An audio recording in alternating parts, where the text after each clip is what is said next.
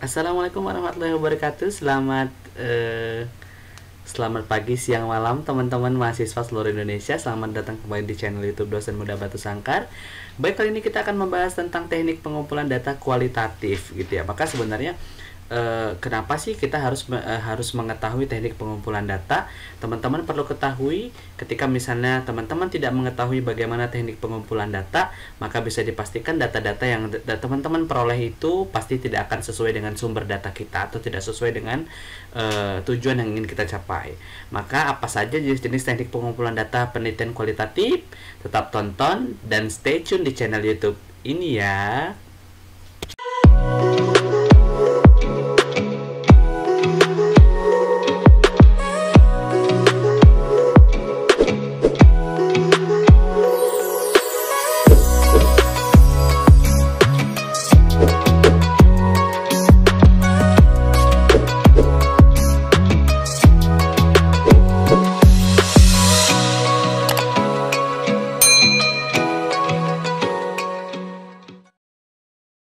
Halo, assalamualaikum warahmatullahi wabarakatuh. Bertemu lagi di channel YouTube Dosen Muda Batu Sangkar. Nah, baiklah teman-teman, sebelum kita lanjut video ini, jangan lupa klik dan subscribe dulu ya. Oke, sekarang kita lanjut. Nah, kenapa kemudian kita harus membahas teknik pengumpulan data penelitian kualitatif? Di awal sudah dikatakan bahwasanya teknik pengumpulan data ini merupakan salah satu hal yang paling urgent ya untuk peneliti ataupun untuk kita dalam hal melakukan penelitian. Maka ketika teman-teman jadi tujuan utama dari penelitian ini kan hakikatnya adalah untuk mendapatkan data penelitian. Nah, untuk mendapatkan data penelitian, ketika kita tidak tahu bagaimana teknik pengumpulan datanya, atau justru kadang kita salah dalam mengambil langkah tentang teknik pengumpulan data, maka data yang kita gunakan itu pasti tidak akan data-data yang tidak sesuai dengan harapan kita dan data-data yang tidak sesuai dengan apa-apa yang ditetapkan. Maka bagaimana sebenarnya di pembahasan kali ini kita akan mencoba untuk membahas tentang teknik pengumpulan data penelitian kualitatif. Nah, baik teman-teman semua, dalam tataran konsep penelitian kualitatif ada satu pertanyaan menarik yang sebenarnya harus kita jawab sama-sama. Bagaimana sih sebenarnya teknik penelitian data ataupun teknik pengumpulan data dalam penelitian kualitatif? Ada 3 poin yang di sini akan Bapak bahas di slide pertama kita gitu ya. Pertama adalah terkait dengan how to-nya, bagaimana prosesnya, how to collect the data, bagaimana mengumpulkan datanya. Maka sebenarnya kalau dalam penelitian kualitatif, pengumpulan data itu dapat dilakukan dari berbagai setting. Setting itu ingat ya, setting alamiah, yang natural setting, yang sebagaimana yang sudah kita bahas di karakteristik penelitian kualitatif gitu ya. Jadi sebenarnya proses pengumpulan data ini sebenarnya sudah bisa dilakukan dalam berbagai setting, kemudian dari berbagai sumber data ataupun berbagai informan data yang kemudian informannya itu sesuai dengan karakteristik data yang kita pilih. Dan kemudian yang ketiga ini terkait dengan berbagai cara.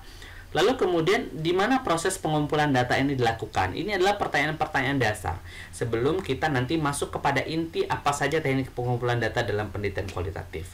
Nah, terkait dengan di mana pengumpulan data dapat kita lakukan, maka hakikatnya pengumpulan data itu dapat dilakukan pada natural setting, pada setting alamiah, pada setting yang benar-benar itu adalah keadaan yang sesungguhnya tidak dibuat-buat. Ibaratkan foto, kita sering mengatakan foto candid dong gitu ya, meskipun sebenarnya foto candid itu berbuat gitu. Tapi ketika kita melihat orang yang berfoto candid, kita merasa seolah-olah oh ini ternyata mereka sedang seperti ini tanpa disadari mereka berfoto gitu, seperti itu ya.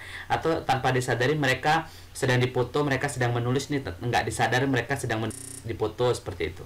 Nah, ini adalah pengumpulan data ya. Jadi di manakah tempat pengumpulan data kita? Maka tempat pengumpulan data kita adalah dilakukan pada natural setting, pada setting alamiah, pada keadaan yang sebenarnya gitu. Kemudian apa saja di mana lagi pengumpulan data yang dapat kita lakukan? Pengumpulan data dapat kita lakukan pada sumber data primer. Sumber data primernya itu siapa? Sumber data primernya itu adalah informan penelitian atau hal-hal yang berkaitan dengan tempat, aktor ataupun aktivitas. Ada 3 poin ya, yang kemudian itu akan menjadi tambahan informasi sesuai dengan tujuan ataupun data-data penelitian yang akan kita lakukan. Nah, poin yang ketiga itu berkaitan dengan di mana sebenarnya pengumpulan data bisa dilakukan. Maka sebenarnya pengumpulan data itu harusnya lebih banyak ke lapangan gitu ya. Lebih banyak ke memang betul-betul kita terjun ke lapangan untuk mengumpulkan data. Nah, pertanyaan kedua terkait dengan bagaimana pengumpulan data dalam penelitian kualitatif. Sebenarnya ini yang akan kita poin pentingnya. Apa saja sih teknik yang digunakan dalam penelitian kualitatif terkait dengan pengumpulan data? Maka di sini akan kita bahas 3 poin ya. Tadi sempat awalnya mikir ini kayaknya satu aja dulu deh, observasi, besok wawancara, baru besok dokumentasi atau studi dokumen gitu. Cuma saya pikir ya udahlah ya, untuk menghemat waktu, maka ini kita bahas. Nanti saya akan mencoba untuk membuat video tentang Q&A tentang bagaimana sebenarnya penelitian kualitatif itu. Nanti teman-teman boleh nanya ini ya, boleh nanya ke saya melalui Instagram boleh, kemudian melalui komen di YouTube boleh, nanti akan kita tampung, dan kemudian insya Allah kalau sempat nanti akan Bapak buatkan video. Nah, inti dari pengumpulan data, teknik pengumpulan data dalam penelitian kualitatif ini sebenarnya ada 3. Yang pertama adalah observasi berperan, atau namanya participant observation, kayak gitu. Jadi observasi yang berpartisipasi gitu. Kemudian wawancara mendalam atau in-depth interview, dan yang ketiga adalah review dokumen atau studi dokumen. Nah teman-teman, tidak mungkin dong ya ketiga ini kita bahas tuntas, maka kita bahas satu-satu. Sebagaimana di poin pertama, ketika kita membahas teknik pengumpulan data, maka salah satu teknik pengumpulan data dalam penelitian kualitatif ini adalah observasi. Nah sebenarnya kalau kita meninjau kembali, pengumpulan data di observasi ini akan saya kotak-kotakan lagi jadi satu pertanyaan, jadi beberapa pertanyaan gitu ya. Apa sih observasi itu gitu ya? Observasi itu kan kalau makna sebenarnya gitu, ataupun observasi itu kalau makna dari bahasanya kan ataupun katanya kan sebenarnya adalah pengamatan gitu ya. Tapi yang menjadi pertanyaan ini adalah pengamatan yang bagaimana yang dikatakan observasi penelitian, kan seperti itu. Jadi dikatakan observasi penelitian itu jika pengamatannya itu untuk mencari data sesuai dengan topik yang akan kita cari, atau untuk mencari sesuatu yang kemudian menjadi sumber data kita, menjadi informasi bagi kita untuk penelitian kita kayak dari kita untuk kita ya gitu. Ya memang seperti itu konsepnya. Jadi observasi itu pengamatannya itu pengamatan yang bagaimana ini harus dicerna kembali. Maka pengamatannya itu adalah pengamatan yang benar-benar dapat memberikan kita informasi terkait dengan data. Pengamatan yang benar-benar mencari sebenarnya apa data yang akan kita butuhkan atau apa informasi yang akan kita peroleh. Itu terkait dengan pengertian observasi. Ini sih sebenarnya pengertian yang ya dikatakan penting juga, tapi teman-teman ini bisa dapatkan di tempat yang lain. Nah, pertanyaan kedua terkait dengan observasi. Maka apa saja sih sebenarnya yang diobservasi? Nah, ini penting nih. Kadang ada ya, kalau misalnya kita sedang meneliti nih, tiba-tiba sampai di lapangan kita nggak ngerti apa yang mau kita teliti gitu ya. Apa ya, aku mau meneliti apa? Jadi semua kita tulis, sampai sampah-sampah berserakan pun kita tulis. Akibatnya ketika kita menulis seluruh kegiatan yang ada gitu ya, seluruh apa yang ada di dalam lingkungan ataupun di dalam natural setting yang kita lakukan tadi itu, akibatnya kita kebingungan ketika sampai balik dari lapangan. Karena apa? Karena kita menampung seluruh sampah-sampah yang ada gitu. Maka kalau kita mengobservasi, ada 3 hal yang teman-teman perlu observasi ataupun perlu kawan-kawan lakukan pengamatan. Pertama adalah berkaitan dengan place ya, berkaitan dengan tempat ya. Kalau kita ini saya ambil dari bukunya Prof Sugiono ya, nanti teman-teman boleh baca bukunya Prof Sugiono. Itu judulnya itu ada metodologi penelitian kuantitatif, kualitatif, dan R&D. Di sana sebenarnya lengkap banget. Ini sebenarnya saya mencoba untuk mengulas seberapa paham saya dan kemudian seberapa pengalaman yang sudah saya dapatkan ketika saya meneliti kualitatif. Ingat, yang diobservasi pertama itu adalah berkaitan dengan tempatnya atau place-nya. Tempat itu mulai dari struktur bangunan sampai segala macam yang berkaitan dengan tempat itu teman-teman harus observasi dan harus teman-teman catat. Ini satu. Yang kedua itu berkaitan dengan actor ataupun berkaitan dengan aktor ya, berkaitan dengan aktor. Maaf ya, bukan actor ya, saya agak kebarat-baratan, tapi sebenarnya bukan orang barat juga gitu, belajar juga ya. Aktor ya, aktor itu berkaitan dengan pelaku atau subjek penelitian. Nah, pelaku atau subjek penelitian ini sama halnya dengan informan. orang yang kita pilih untuk kita jadikan sebagai sumber data penelitian kita. Orang yang kita pilih, yang kemudian akan kita jadikan sebagai sumber informasi untuk penelitian kita. Jadi ini yang perlu kita observasi, ya. Kemudian yang ketiga itu berkaitan dengan activity ataupun kegiatannya. Kegiatan siapa? Kegiatan yang dilakukan oleh aktor tadi, oleh informan tadi, oleh pelaku tadi. Maka tiga hal ini harus teman-teman pastikan bahwa ketiganya ini tidak luput dari observasinya gitu ya. Tidak luput dari pengamatannya. Maka kalau misalnya ketiga ini luput dari pengamatan teman-teman, ada satu saja data yang hilang ataupun data pendukung yang hilang, maka teman-teman bisa jadi nanti data yang akan dihasilkan itu adalah data-data yang bias ataupun menyimpang. Kalau bahasa kerennya apa ya, biasa orang-orang yang hebat itu bilang bias ya, atau apa sih? Kalau saya sih bahasa Indonesianya aja ya, bias ya, menyimpang gitu. Nah, pertanyaan yang ketiga berkaitan dengan observasi. Jenis-jenis observasi itu apa saja sih? Pertama adalah observasi partisipatif. Nah, observasi partisipatif ini adalah observasi yang dimana informan ataupun dimana instrumen penelitian, dimana kita sendiri peneliti ini berperan serta dalam setiap kegiatan yang dilakukan oleh si aktor, yang dilakukan oleh si informan, yang dilakukan oleh subjek penelitian kita, sehingga kita juga hidup seperti mereka, kita bagaimana bersikap seperti orang-orang yang sedang kita teliti gitu. Nah, sedangkan observasi tersamar ini adalah observasi tersamar atau observasi yang terus terang. Ini sebenarnya adalah observasi di mana ada timing di mana kita mengatakan bahwasanya kita sedang meneliti. Karena kan ada ya, kita datang ke lapangan tanpa tahu siapa kita tidak mengenalkan diri kita, tiba-tiba kita bawa catatan, bawa rekam-rekam, kan horor ya, dikira orang sedang mau ngapain gitu ya, atau ada teroris masuk gitu ya. Maka ketakutan peneliti ini kemudian membuat dia merasa kayaknya aku butuh untuk ngomong bahwasanya aku sedang meneliti. Karena khawatirnya ketika kita tidak berbicara ataupun ketika kita tidak ngomong bahwasanya kita akan meneliti, maka yang terjadi adalah orang akan takut dengan kita. Jadinya data-data yang kita butuhkan itu bukan data-data yang valid, tapi data-data karena mereka takut gitu ya. Akibatnya data yang kita hasilkan nanti akan menjadi bias dan menyimpang. Maka sebenarnya ini sebenarnya dalam kondisi tertentu ya, dalam kondisi hal-hal yang sebenarnya mungkin nanti bisa dicari tahu sendiri di bukunya Prof. Sugiono ya. Yang ketiga itu berkaitan dengan observasi tak terstruktur. Nah, observasi tak terstruktur ini biasanya observasi yang kita belum mengerti sebenarnya fokus tujuan kita apa. Biasanya observasi tak berstruktur ini digunakan untuk studi pendahuluan kita, untuk studi pendahuluan kawan-kawan membuat skripsi, untuk studi pendahuluan kawan-kawan membuat proposal skripsi atau tesis, atau mungkin yang mau S3 mungkin disertasi seperti itu. Jadi inilah yang kemudian jenis-jenis observasi yang biasanya digunakan dalam penelitian kualitatif. Ingat ya, inti dari observasi ini adalah bagaimana sebenarnya teman-teman mengamati tiga hal ya, berupa tempat, kemudian aktor, dan kemudian activity. Tempat itu terkait dengan seluruh yang ada di sana, bangunannya, struktur lapangannya bagaimana, seperti itu. Kemudian tanamannya, bagaimana suasananya, itu berkaitan dengan tempat. Nah, kemudian terserah kita apakah nanti kita menggunakan observasi partisipatif.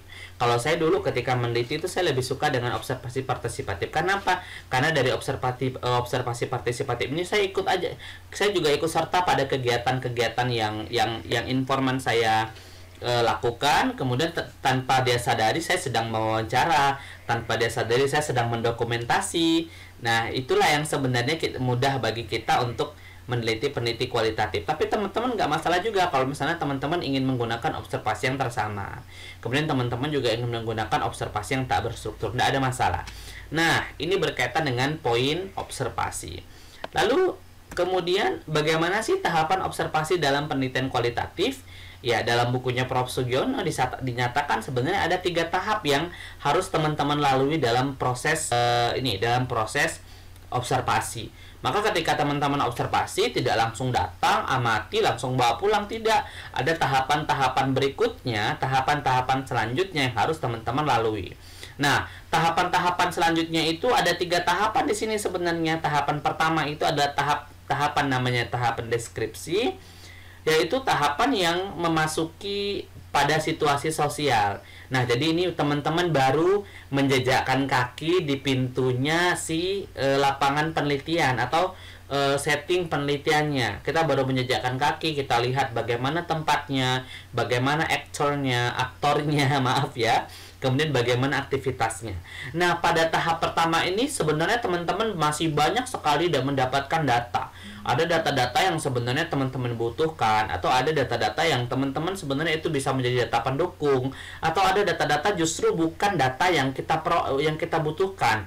Kayak misalnya hanya data-data pengganggu saja gitu. Ini nanti akan kita temukan pada saat di tahap deskriptif. Maka kalau kita sudah masuk ke ranah observasi gitu ya, ketika kita sudah melakukan observasi di awal atau yang dikatakan di tahapannya itu baru tahapan deskripsi, maka kita harus meng-cross check kembali dari tahapan observasi itu, apalagi tahapan yang selanjutnya. Tahapan yang selanjutnya adalah tahapan mereduksi. Mereduksi ini artinya adalah menentukan fokus atau memilih di antara yang telah dideskripsikan.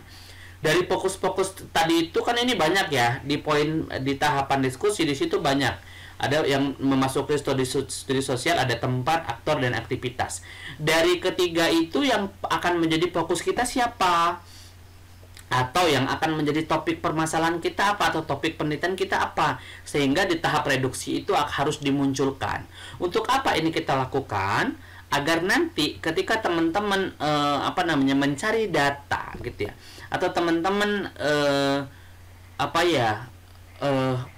fokusnya itu kemana-mana, maka pembatasan-pembatasan melalui tahapan reduksi inilah yang kemudian teman-teman butuhkan untuk men-scope down, apa sih bahasa kerennya ya, untuk mengotak-ngotakkan dan memetakan sebenarnya aku butuhnya apa, kamu butuhnya apa gitu, kita butuhnya apa di tahap reduksi inilah gitu.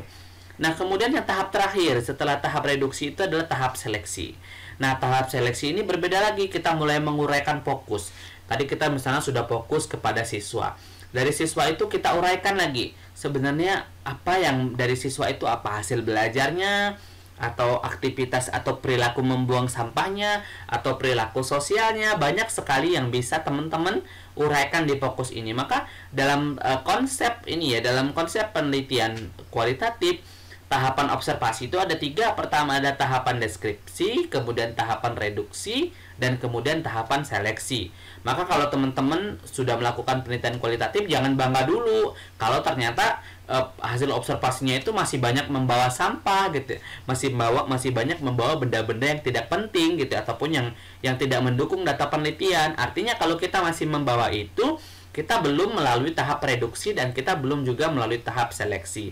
Untuk apa ini digunakan? Sebenarnya tujuannya kembali ke kita, ke peneliti, agar peneliti mudah menentukan seberapa dalam subfokusnya, seberapa besar informasi yang diperoleh, fokus informasinya mau diarahkan kemana. Karena kalau kita tidak menentukan fokus dan kemudian kita tidak merincikan, maka data yang akan kita peroleh itu bukan data-data yang dalam sifatnya, tapi data-data yang sifatnya hanya dangkal saja, hanya baru di permukaan saja. Sementara dalam konsep penelitian kualitatif, kita harus mendapatkan ataupun kita harus memperoleh data itu sedalam mungkin ya, ataupun seluas mungkin terkait dengan data-data kita. Maka kalau misalnya kita alihkan ini dalam sebuah ilustrasi gitu ya, maka tahapan observasi ini seperti ini.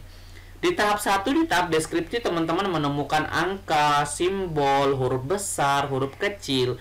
Ini adalah tahapan di mana ilustrasinya di lapangan teman-teman menemukan banyak hal. Banyak halnya ini membingungkan ya, kita belum tahu ini kita maunya fokusnya kemana ya, kita bingung. Karena apa? Karena semuanya masih berantakan. Maka ketika teman-teman sudah melakukan tahapan observasi, harus teman-teman pilih di tahap reduksi. Kita lihat di tahap reduksi, di bagian kotak yang berwarna hijau dengan tanda panahnya gitu. Nah, di tahap reduksi ini justru teman-teman mulai sudah menentukan fokus. Oh, ini fokusnya huruf-huruf besar semua. Lihat lebih rapi ya. Oh, ini fokusnya aku huruf kecil semua. Oh, fokusnya aku ke angka. Lalu kemudian kemana simbol-simbol tadi? Karena simbol-simbol tadi itu ternyata hanya sampah dalam penelitian, atau data-data yang tidak menjadi data primer ataupun data sekunder dalam penelitian kita, sehingga ya nggak apa-apa itu dibuang aja. Untuk apa dibuang? Agar kita jelas fokus kita arahnya kemana ya. tujuan kita arahnya kemana, scope down kita arahnya kemana. Sehingga dalam tataran tahapan reduksi ini teman-teman sudah mulai mereduksi sesuai dengan fokus-fokusnya, gitu ya, sesuai dengan poin-poin intinya kemana. Nah, sehingga di tahap seleksi teman-teman bebas mau menentukan, oh ternyata tadi di tahap reduksi B-nya ada 2, udahlah aku jadikan 1, misalnya kayak gitu ya. Oh ternyata C-nya juga ada M-nya ada 3, ya udah aku jadikan 1 gitu. Hanya ada 2, ya udah aku jadikan 1. Nah, inilah tahap seleksi yang kemudian bisa kita fokuskan kembali lebih rinci, gitu ya, teman-teman ya. Ini adalah ilustrasi tahapan observasi yang sebenarnya penting ya dalam tataran konsep penelitian kualitatif. Ketika teman-teman melaksanakan observasi tapi data observasinya itu masih rame, masih ada data penting, data pendukung, kemudian data sampah, maka teman-teman wajib melakukan tahapan reduksi. Tahapan reduksi itu gunanya untuk apa? Untuk menentukan fokus kita arahnya kemana. Setelah itu tahapan apa lagi? Tahapan seleksi. Untuk menseleksi dari fokus itu sebenarnya kita mau merincikan yang mana. Nah, ini terkait dengan observasi teman-teman. Maka salah satu hal yang paling menyenangkan ketika observasi itu adalah kita menikmati jalannya, bagaimana sebenarnya kita mengamati aktornya, mengamati tempatnya, dan kemudian mengamati activity-nya. Nah, ini sekilas tentang teknik penelitian yang pertama atau teknik pengumpulan data yang pertama, yaitu tentang teknik pengumpulan data observasi. Oke, kita lanjutkan di slide selanjutnya. Nah, yang kedua ini adalah tentang pengumpulan data dengan wawancara. Jadi ada 3 ya, ini masih 2. Pertama tadi adalah observasi, yang kedua adalah wawancara, dan yang ketiga adalah dokumen. Nah, tetap ya, kenapa kemudian di slide ini atau di video Bapak itu selalu Bapak peta-petakan atau selalu Bapak kotak-kotakan. Kotak-kotakan itu selalu diawali dengan pertanyaan, karena biasanya ini akan menjadi hal yang lebih menarik. Maka dalam konsep wawancara dalam penelitian kualitatif, kita harus tahu dulu sebenarnya wawancara itu adalah pertemuan 2 orang untuk bertukar informasi melalui tanya jawab sehingga dapat dikonstruksikan makna dalam topik tertentu. Nah, Pak, boleh nggak sih kalau kita ternyata wawancaranya di luar, atau wawancaranya melalui telepon, atau wawancaranya melalui video conference, karena ternyata memang informan penelitian kita itu di luar? Boleh, nggak apa-apa, sangat-sangat tidak masalah. Asalkan jelas yang kita wawancarai adalah memang informan yang kita tuju dan bukan diwakili gitu. Ya, ini teman-teman. Jadi yang kedua itu untuk apa wawancara dilakukan? Nah, wawancara ini dilakukan sebenarnya untuk mengetahui lebih mendalam terkait dengan partisipan. Apa yang akan kita ketahui dari mendalam dari partisipan tersebut? Pertama adalah tentang self-reportnya.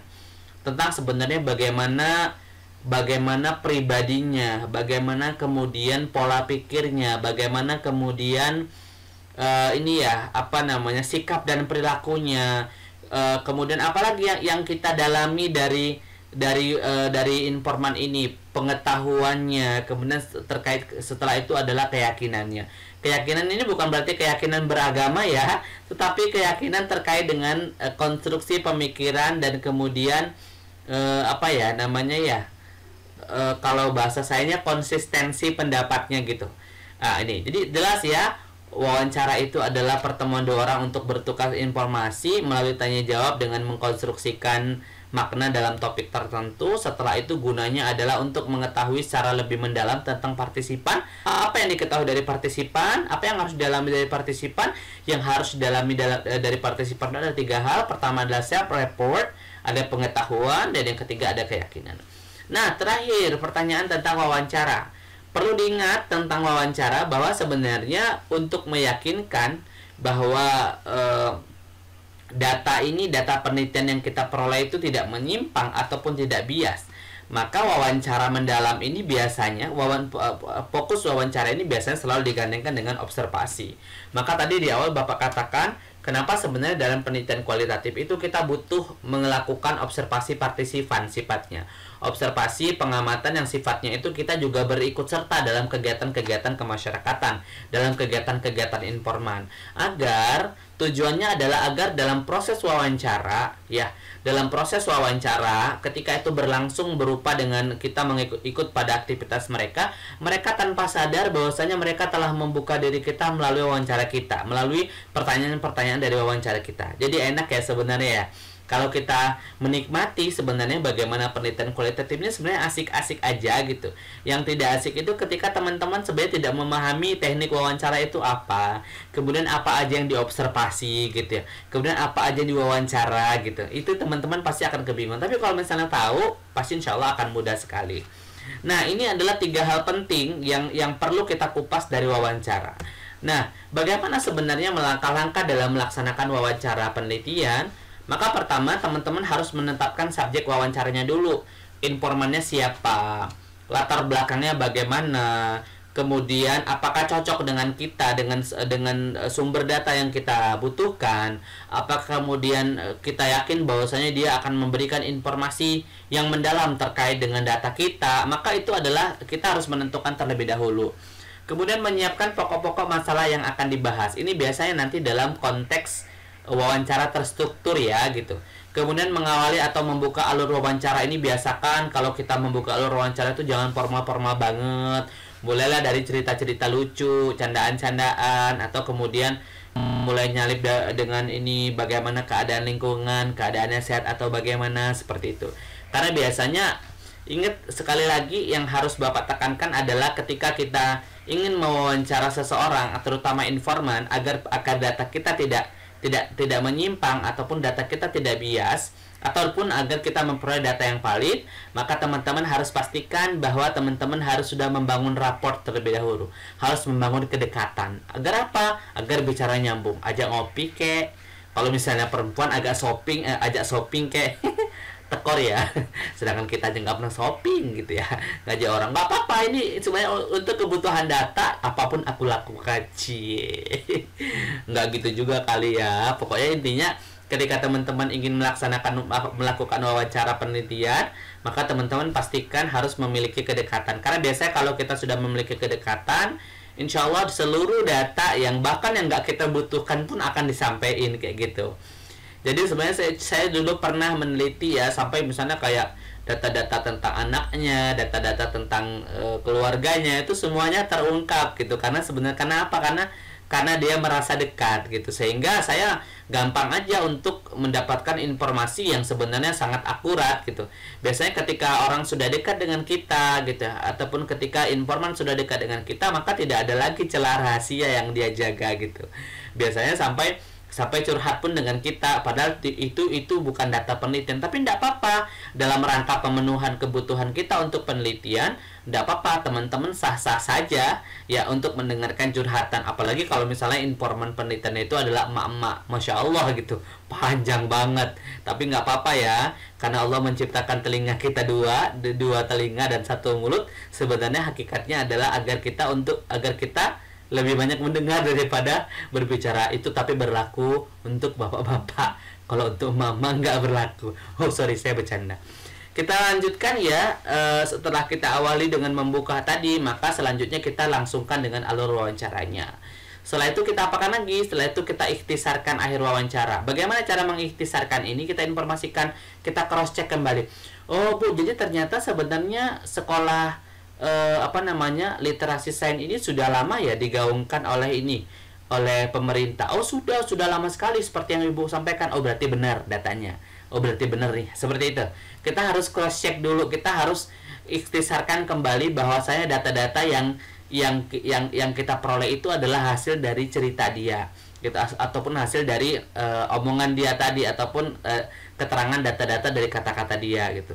Kata-kata dia siapa? Oh, tentu informan penelitian. Kemudian apa yang harus dilakukan lagi setelah teman-teman mengikhtisarkan? Ya udah, akhiri.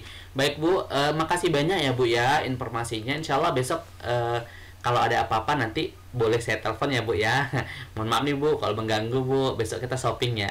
Kan gitu nih. Nggak juga kali ya. Pokoknya yang penting saya katakan tadi harus membangun rapport, kedekatan. Nah, yang terakhir, setelah kita mengakhiri dari wawancara, maka teman-teman harus menuliskan hasil wawancaranya ke dalam catatan lapangan. Nah, ini ingat ya. Jadi kalau dalam penelitian kualitatif itu kita tidak bisa meninggalkan data satu kali pun, ya, data lapangan satu kali pun kita tinggalkan, besok aja lah, besok aja lah. Apalagi kalau misalnya ternyata kita tidak mempunyai kita tidak mempunyai tape recorder, kita tidak mempunyai perekam gitu. Maka nanti kita akan kebingungan gitu. Karena gini, kalau dalam penelitian kualitatif itu sebenarnya ketika kalau misalnya kita rajin selesai dari lapangan, kita catat catatan lapangannya, kita buat skrip wawancaranya, kemudian kita susun dokumentasinya seperti apa tadi. Maka sebenarnya begitu penelitian selesai, data sudah jenuh, teman-teman juga selesai gitu. Data sudah selesai, tinggal mengolah aja. Yang paling parah ini ketika misalnya teman-teman menunda, besok aja lah, hari ini aku ada jadwal ngedate nih gitu ya. Besok aja lah, hari ini aku stres nih, dari tadi dengerin ibu-ibu ngomong terus, aku main game dulu. Jangan, karena biasanya kalau kita seperti itu ya, kalau kita kayak gitu, yang terjadi di kita itu kita nanti akan kelabakan gitu ya. Kelabakan, belum lagi kita mengcoding data gitu ya. Nanti akan kita bahas di analisis data tentang coding tadi. Tetap tunggu di sini aja, tunggu dulu, kita masih teknik pengumpulan data. Yang terakhir adalah identifikasi yang tadi. Apakah kemudian ada data yang kita butuhkan lagi untuk kita dalami, atau ternyata tidak ada data, atau bahkan ada data yang sebenarnya rancu nih, kita butuh wawancara lagi, boleh. Makanya kemudian kenapa dalam penelitian kualitatif, baik hasil observasi, hasil wawancara, ataupun catatan lapangan itu harus ditulis setelah teman-teman pulang dari penelitian atau pulang dari lokasi peneliti, agar kemudian teman-teman bisa langsung menindaklanjuti hasil wawancara. Ingat, peneliti kualitatif itu tidak boleh malas-malas, harus rajin. Ya, oke. Apa saja sih sebenarnya jenis-jenis wawancara? Nah, ini dia jenis-jenis wawancara itu ada 3, teman-teman. Pertama adalah wawancara terstruktur, kemudian wawancara semi terstruktur, dan yang terakhir adalah wawancara tidak struktur. Nah, Pak, dari ketiga wawancara ini sebenarnya mana sih yang sebenarnya asik digunakan? Yang sebenarnya asik digunakan itu adalah wawancara semi terstruktur. Ya, teman-teman, kalau wawancara terstruktur itu terkesan kaku aja bawaannya gitu, karena kita sudah punya pertanyaan, kemudian kita sudah punya topik, kita sudah punya pertanyaan, kemudian pertanyaan itu kita ajukan, dan sebenarnya kita juga sudah tahu jawabannya apa gitu kan. Nggak asik ya, Pak, saya ini mau nanya nih Pak, ada 5 pertanyaan seperti ini Pak, nggak kayak gitu juga gitu. Itu wawancara terstruktur. Nah, bedanya dengan wawancara semi terstruktur adalah, kalau wawancara semi struktur itu biasanya kita hanya menyiapkan satu pokok bahasan aja. Pokok bahasannya apa, nanti setelah itu kita dalami. Ini biasanya orang-orang yang sudah mengerti betul bagaimana sebenarnya teori yang ada di lapangan.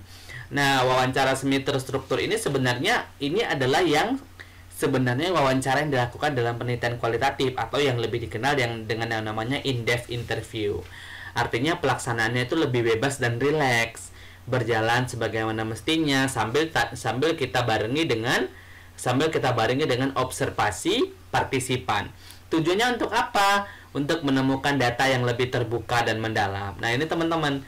Nah, sementara satu teknik wawancara terakhir, jenis wawancara terakhir itu adalah wawancara tidak struktur. Biasanya wawancara ini digunakan untuk studi pendahuluan. Ada ya teman-teman, kalau buat skripsi pasti ada studi pendahuluan, ada observasi.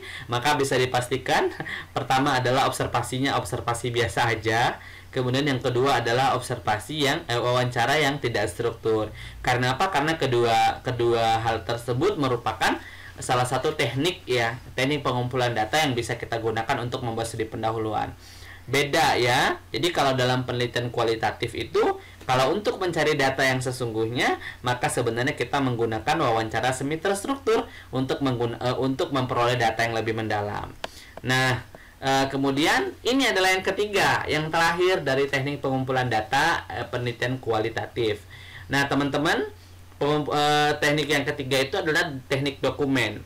Sebenarnya apa sih itu dokumen? Kalau kita misalnya dalam kehidupan sehari-hari, pasti kita mikir dokumen itu pasti kertas-kertas gitu ya. Boleh, itu benar.